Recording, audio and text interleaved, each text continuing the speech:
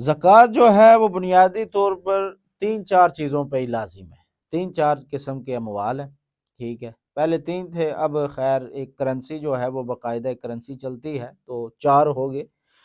تو پہلی جو چیز وہ سونا چاندی ہے۔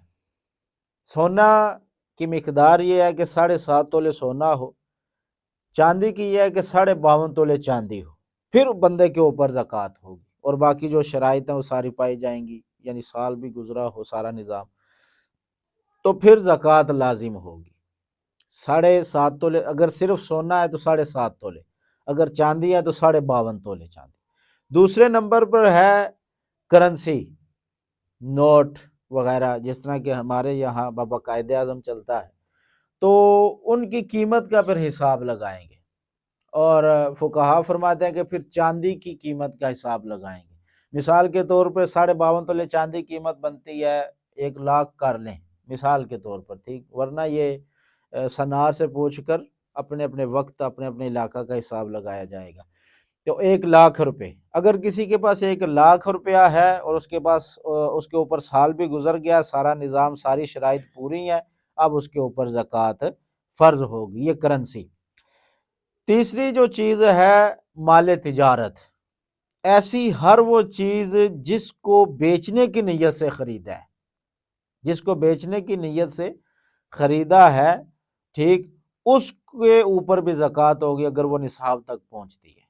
نصاب وہی 52.5 تولے چاندی یا 7.5 تولے سونا یا 52.5 تولے چاندی کی قیمت کا، ٹھیک۔ چوتھی چیز ہے جانور۔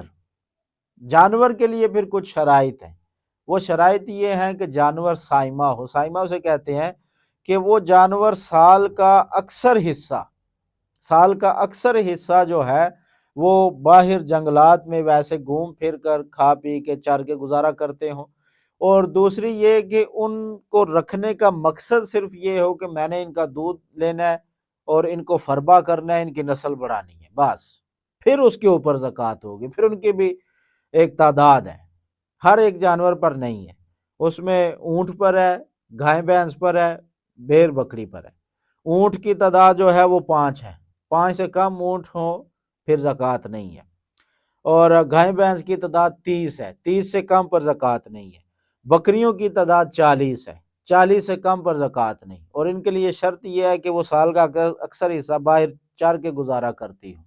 اگر خود بندہ کھلا رہا ہے انہیں اپنی جیب سے خرچ کر کے، اپنا خرچہ کر کے، ٹھیک ہے، تو پھر جتنی مرضی تعداد کو چلے جائیں پھر زکوٰۃ لازم نہیں ہے، ٹھیک۔ اور یہ اموال زکوٰۃ ہے، اور ان کے لیے بھی یہ باقی شرائط جو ہیں وہ پائی جائیں گی، اور یہ ساری چیزیں ضروریات سے ہٹ کر ہوں۔ اگر وہ ضروریات سے ہیں، مثال کے طور پر اگر کسی کے پاس 2 گھر ہیں اور دو گھر بھی بیچنے کی نیت سے نہیں ہے، رہنے کے لیے 6 ماہ ادھر رہتا ہے 6 ماہ ادھر رہتا ہے، یہ اسی طرح گاڑیاں ہیں، چاہے استعمال کے لیے چاہے جتنی مہنگی ہو ان کے اوپر زکوٰۃ نہیں ہوگی۔ ساری چیزیں ضروریات سے ہٹ کر ہوں اور بندہ باقی شرائط پائی جائیں تو پھر ان کے اوپر زکوٰۃ ہوگی۔